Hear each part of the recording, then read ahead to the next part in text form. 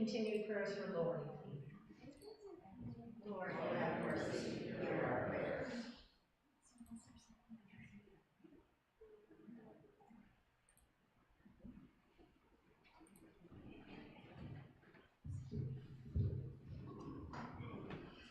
I'll invite you all to take a moment to pray silently on your own, and then I'll lead us in prayer together.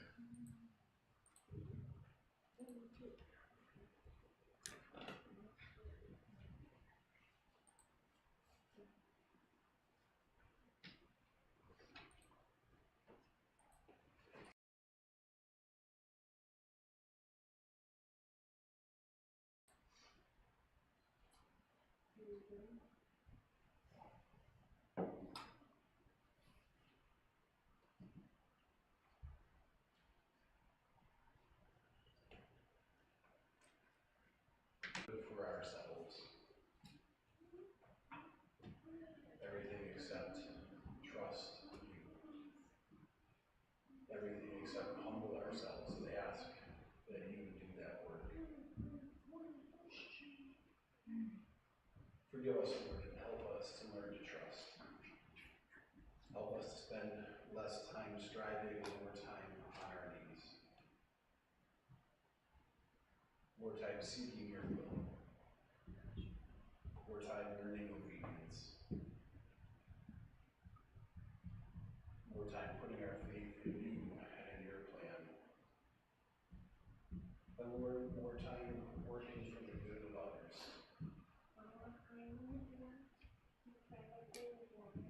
We thank you, Lord, for all of the ways that you helped us to see your hand at work in our lives. For the healing that we've experienced or that we've seen in those around us. Those times we can look back and see your protection, your guidance, your provision. We thank you even for the seasons, for the signs of new life that we see budding up around us. For the warm weather, for those who enjoyed it.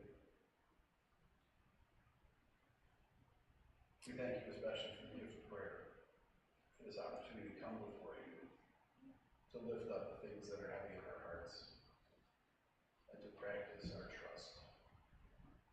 And so we lift up all those names that were said, and many more that we know remain quietly in people's minds and hearts. We ask, Lord, that you continue to be at work in each of those situations. For those who are sick or recovering or facing more treatments, we ask that your healing hand would be on them in miraculous power. For those who are struggling in need of your guidance, your protection, your provision, we ask that you would give it. For those, Lord, who need your comfort, we ask that you would draw near in love. For all those struggling in any way, Lord, we ask that your loving presence would strengthen and encourage them. God, you know their needs better than we do. We just ask that you would be present with them, meeting those needs and revealing yourself to them in the process. And God, we offer ourselves as a living sacrifice. Guide us into those situations. Open our eyes to how you're calling us to participate. How we can be part of your plan to bring goodness to them. Help us, Lord, to be your hands and feet in this world. And help us to experience a new intimacy with you as we do. We thank you, Lord, and we praise you. And we ask all of these things in the name of our risen Savior, our loving Lord, your Son, Jesus Christ, who taught us how to pray when he said, Our Father, who art in heaven, hallowed be thy name. Thy kingdom come, thy will be done, on earth as it is in heaven. Give us this day our daily bread, and forgive us our trespasses, as we forgive those who trespass against us. And lead us not into temptation, but deliver us from evil. For thine is the kingdom, and the power, and the glory forever.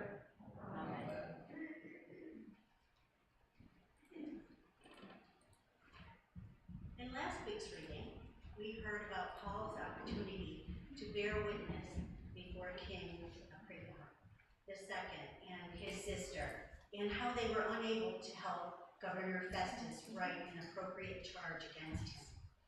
Despite not having any solid charge, they had to send him to Rome to be tried before the emperor.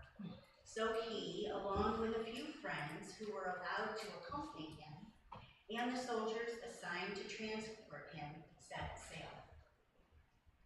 The wind did not cooperate with them, and their journey took longer than expected.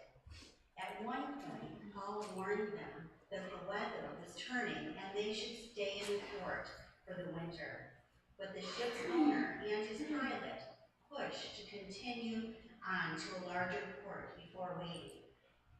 They were caught up in a storm off the coast of Crete and pushed out to sea, where they were battered by the elements for many days. In our reading this morning from Acts chapter 27, verses 21 through 32, we hear a message of hope from Paul to the weary crew and about how they responded to it. Since they had been without food for a long time, Paul then stood up among them and said, "Men, you should have listened to me and not have set sail from Crete, and thereby avoided this damage and loss. I urge you now to keep your courage, for there will be no loss of life among you, but only of the ship. For last night there stood by me an angel of God, whom I belong and whom I worship, and he said, 'Do not be afraid, Paul. You must stand before the emperor, and indeed God has granted safety to all those who are sailing with you. So keep your courage, men, for I have faith in God that it will be exactly as I have been told. But we will have to run aground on some island.' When the 14th night had come, and we were drifting across the Adriatic Sea, about midnight, the sailors suspected that they were nearing land. So they took soundings, and found 20 fathoms. A little further on, they took soundings again and found 15 fathoms. Fearing that we might run on the rocks, they let down 4 anchors from the stern and prayed for day to come. But when the sailors tried to escape from the ship and had lowered the boat into the sea on the pretext of putting out anchors from the bow, Paul said to the centurion and the soldiers, 'Unless these men stay in the ship, you cannot be saved.' Then the soldiers cut away the ropes of the boat and set it adrift." The word of God for the people of God. Thanks be to God.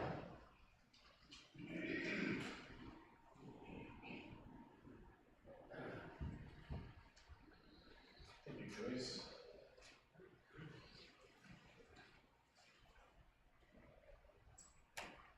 For those of you who are visiting, we've been going through a series on the book of Acts.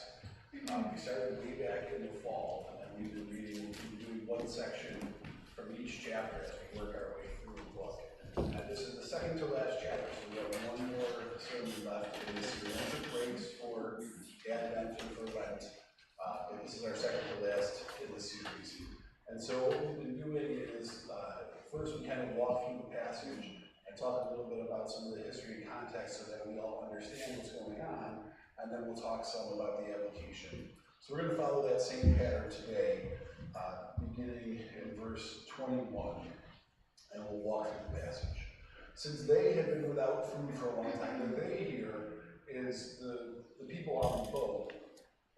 It's unclear if Paul had been eating or if the people who were with Paul had been eating, because it says they and not we, and we'll find out later that we might be the appropriate term. But either way, the crew of this boat and the soldiers who have come to accompany Paul as he's still a prisoner haven't been eating. The reason for that is they're caught in this storm, the boat's been being driven, and the biggest fear when you're being driven by a storm like that is that you'll crash on rocks or a reef or something that's close up underneath the surface of the water.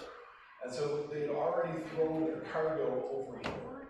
They did that to lighten the load so the boat would ride higher, and it decreases the likelihood of ripping open the bottom of your boat on the rock. So they've thrown their cargo overboard. It actually says they threw the tackle overboard. So the ropes and the pulleys that they're supposed to use to steer the ship, they were so desperate they threw those overboard also. And so now they're basically just sitting on this boat that is being driven wherever the wind takes them, and they don't have food or water enough to be eating. So it's a pretty desperate situation that they find themselves in. It's been a long time since they had eaten.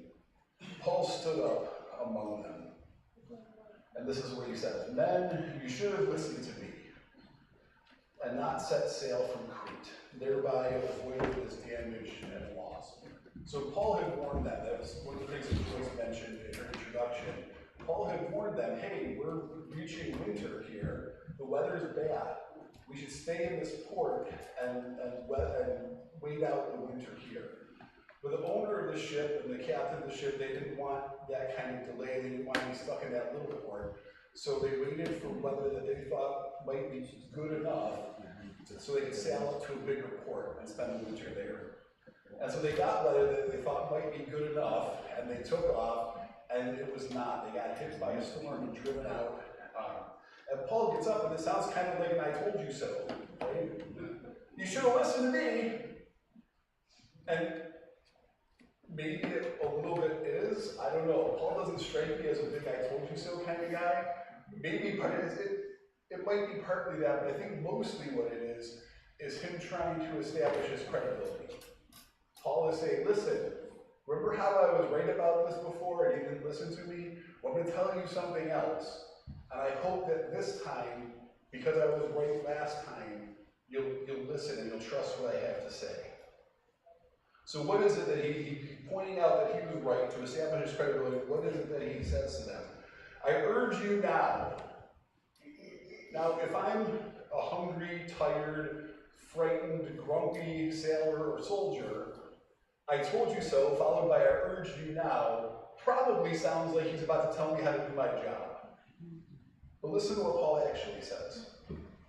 "I urge you now to keep up your courage, for there will be no loss of life among you, but only of the ship."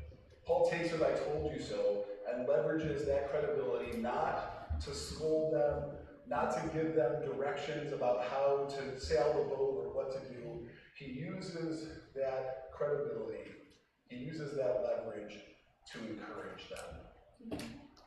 It's okay. Just like I warned you that this wasn't going to go well, now I want you to listen and pay attention to this. It is going to be okay. Keep up your courage. There will be no loss of life. And then he explains, "For last night there stood by me an angel of the God to whom I belong and whom I worship." Now that's an unusual thing to these sailors. They're part of the Roman Empire. We don't know how religious they are, but if they are religious, it's most likely some sort of Greco-Roman religion. The ship itself is from Alexandria, so maybe some of them have some sense of the old Egyptian gods, although at that point the Greco-Roman gods were mostly followed in that area as well. They don't know what an angel is, and that's not part of their faith system. But Paul is taking that credibility that he just established, the "I told you so," gives them the credibility for the encouragement and hopefully the credibility for them to actually listen to what he's saying. A messenger, a divine messenger from my God, stood by me last night. And that would have been hard for them to accept, but he's going out of his way to try to establish that credibility so that they will listen. He said, "Do not be afraid, Paul." The he said is in the text. This is what Paul said. Paul says, he said, talking about the angel. The angel said, "Do not be afraid, Paul. You must stand before the emperor." Now, we've talked about, for those of you who haven't heard, Paul, when he begins his ministry as a Christian, gets this vision. It actually is delivered through somebody else. God shares this with somebody who tells Paul. But Paul's calling, the vision that he has for his ministry, is to share the good news with Gentiles and kings. And that has informed his entire ministry. Everywhere he's gone, as he's traveled around teaching and planting churches, he's shared the good news with Gentiles. And now, towards the end of this book, he's had opportunities to share with literal kings. Last week's reading, he shared with King Agrippa II. And he's talked to Roman officials, he's talked to governors and military officials. But he's now appealed to the Emperor of Rome. He was a Roman citizen, so he had the right to have a trial before the Emperor. He's invoked that right. He's on his way to see the Emperor with the plan of sharing, of bearing witness to what Christ had done in his life to the Emperor himself. And it's this fulfillment of the vision that he's been pursuing for his entire ministry. And God is confirming that to him now. You are going to stand before the Emperor. This obedience that Paul's demonstrated, he could have gone free, right? He was innocent of the charges the Jews had brought against him. In last week's reading, the king even recognized that he was innocent of the charges, but he had already appealed to Rome, so it was too late to set him free. But Paul's goal wasn't to be set free. His goal was to take this good news and share it with the Emperor of Rome. And now God confirms that that obedience is being rewarded. You had a vision, Paul, you had a mission, you took the steps to stay a prisoner so that you could go and share this with the emperor instead of being set free. And I'm going to honor that by getting you to the emperor safely. Do not be afraid, Paul, you must stand before the emperor. And indeed, God has granted safety to all those who are sailing with you. So that's the message that Paul gets from the angel. Not only am I going to keep you safe to get to the emperor, I'm going to keep all the people who are in that boat with you safe as well. And then Paul says this, so keep up your courage then, for I have faith in God that it will be exactly as I have been told. For Paul, this isn't just a message, it is truth. I have complete faith that my God, who has shown himself throughout my life to be faithful, will do what he has said he will do. So now Paul's taking the credibility that he had, he's leveraging it for God. You've seen that you should believe me, and if you're going to believe anything I say, believe this. You should believe what my God says. But he gives him this warning, this caveat, but we will have to run aground on some island. So God's going to spare the people, but the boat is going to be wrecked. You can't run aground without damaging the boat. Running aground means the boat's going to hit the land hard enough that it slides up onto the beach, and it's going to be trapped there. The people will be safe, but they're going to be stuck on whatever island they run aground on. But they're going to be safe. And that's the end of that. Then a few days later, we don't know exactly how long, the 14th night had come. So this is 2 full weeks that they've been driven by the storm. They don't have the things they need to steer the boat properly. They don't have food and water. They were drifting across the Sea of Adria about midnight, and the sailors suspected they were nearing land. It's midnight, it's dark out, they can't see anything. We don't know exactly why they suspected they were nearing land. Maybe they could hear water crashing on a beach. Maybe they could hear birds. You need some kind of land nearby for birds. But they decided to take a measurement, a sounding. They drop a rope with knots on it into the water to see how deep the water is. There's a weight on the end of it. And they got 20 fathoms, which is about 40 yards. Now, they're in the Mediterranean Sea, it's a lot deeper than 40 yards usually. So even at 40 yards, they know there's something nearby. They wait a little bit, they take another one, and it's 15 fathoms, which is about 30 yards. So now that the ground beneath them is getting closer and closer to the surface, they know they're headed towards something. But they don't know what. Fearing that we might, what does it mean in Acts when we see the word we? Luke is there. Luke, our author, is with Paul on this boat. That's actually clear earlier in the chapter, in the section that we didn't read. But in this section, now we know for sure, Luke is among these friends that were allowed to come with Paul and help take care of him while he's in prison. So this is something that our author is witnessing firsthand. He's on this boat, probably fearful for his own life, without enough food or water, being driven by the storm. Fearing that we might run on the rocks, they let down anchors from the stern. So the sailors know that with the water getting shallower, there could be rocks, there could be reefs, there's things that could ruin the boat before they ever get to an island, and that scares them.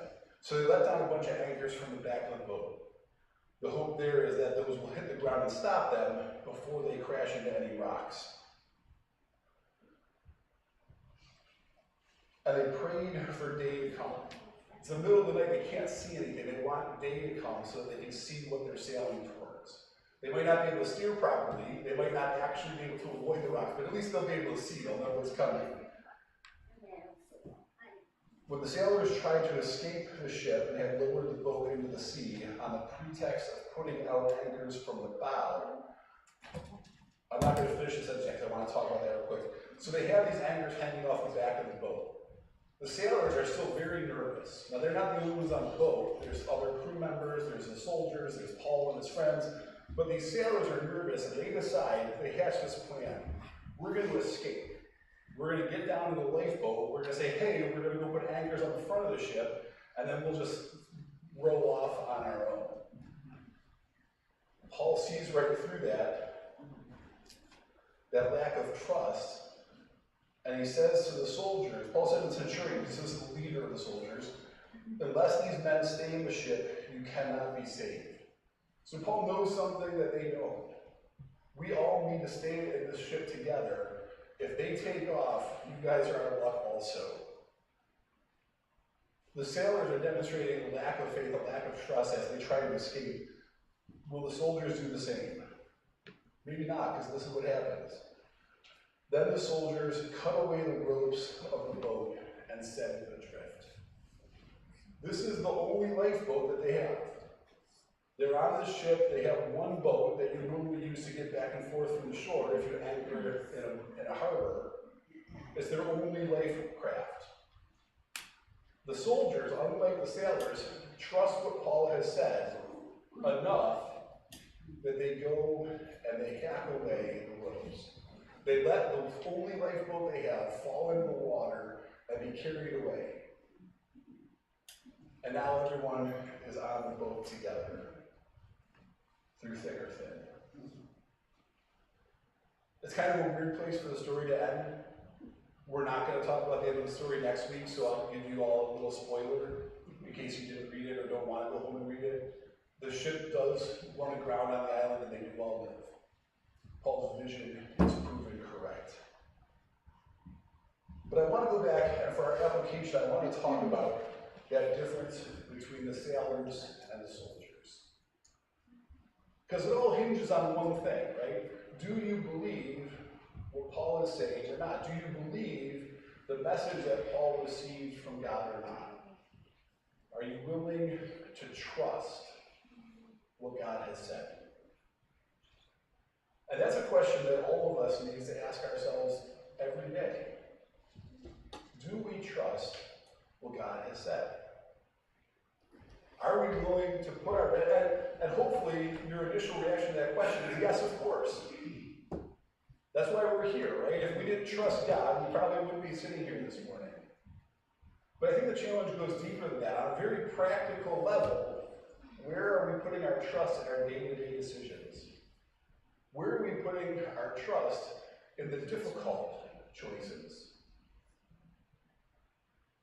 I'm going to share one story. This is a little bit silly, maybe, but for me it was fairly profound. When I was in college, me and two of my friends had signed up for summer mission trips, and we had to go down to North Carolina. This is going back a few years. Might have been South Carolina, I think it was North Carolina, for a training thing. And then when it was over, we were all driving, might have been Virginia actually. It doesn't matter. We were in a different state, several hours away. And afterwards, when it was time to drive home, one of the major themes of this training time was trusting God.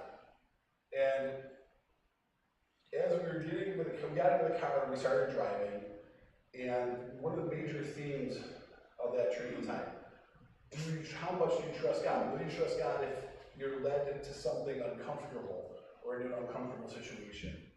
And as we were driving, I got this really uncomfortable sense that we should practice that.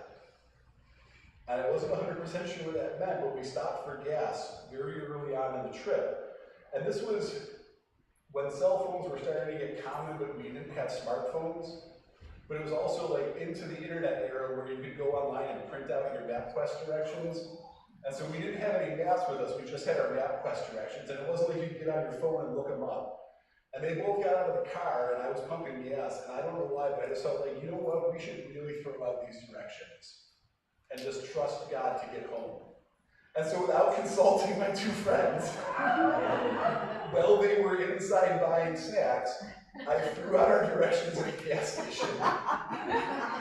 And we got on the throughway and started driving. And like half an hour later, somebody said, what exit do we need? And nobody knew. And they said, where are the directions? And I said, please don't be mad, but I threw them out. And they were both like, you what? And I said, I got a sense that we should throw them out and trust God to get us home, so I did. And they did not share that sense. But they also had no choice in the matter because it had already been done.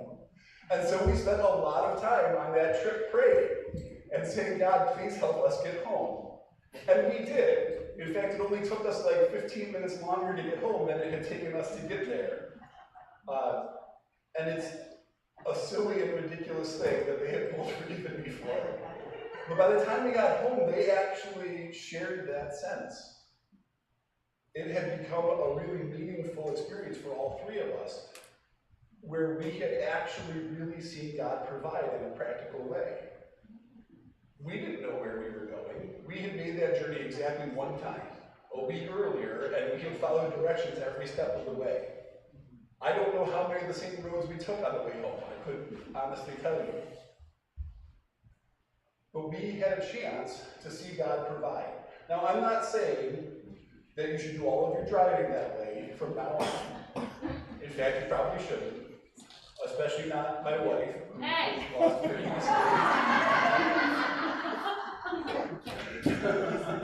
I love you, dear.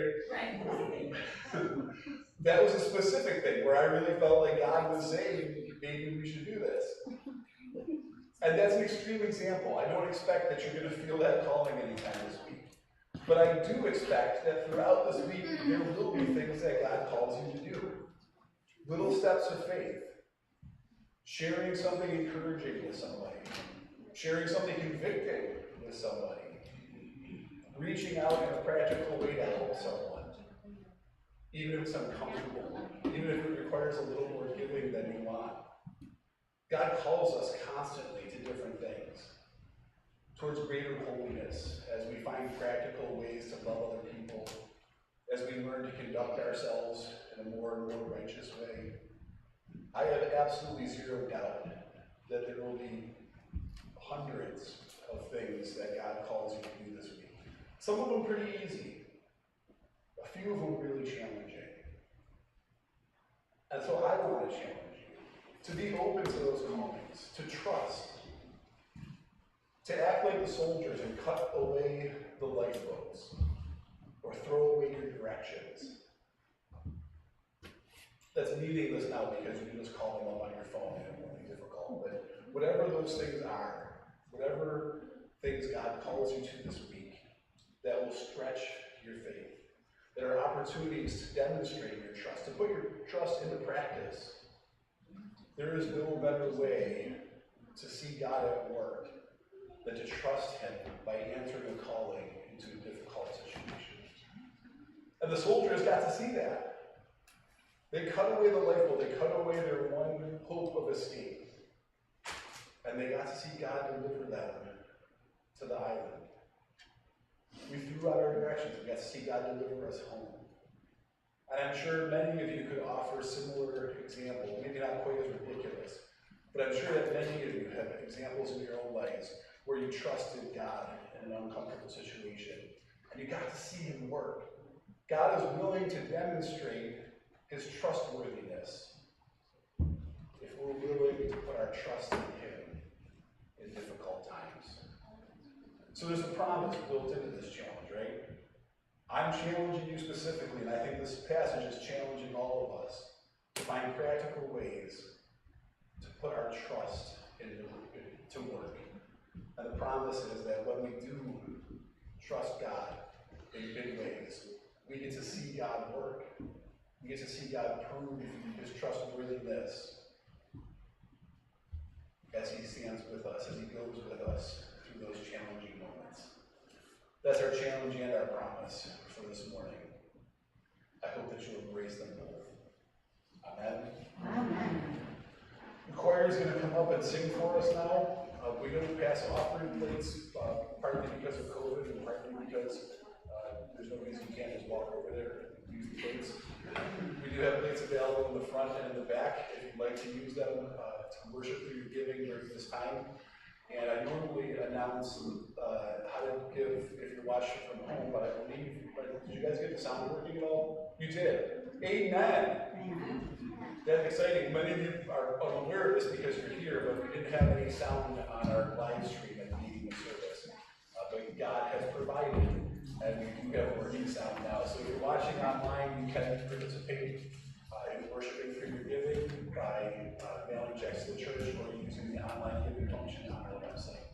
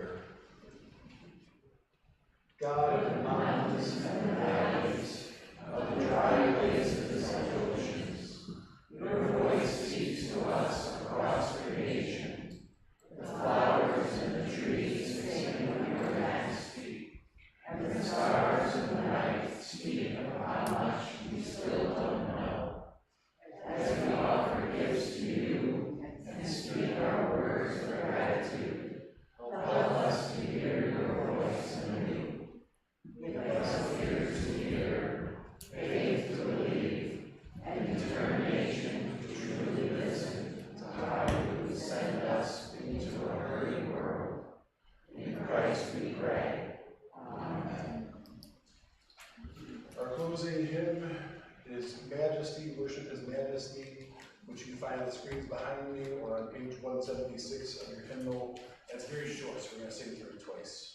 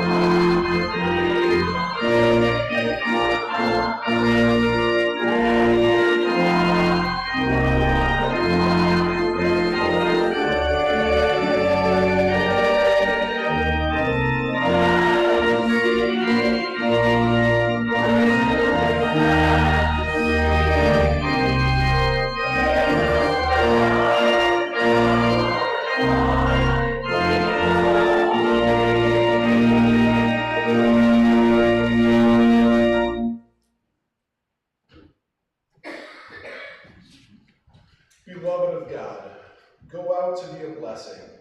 Bring the good news of forgiveness and healing to this hurting, lonely world.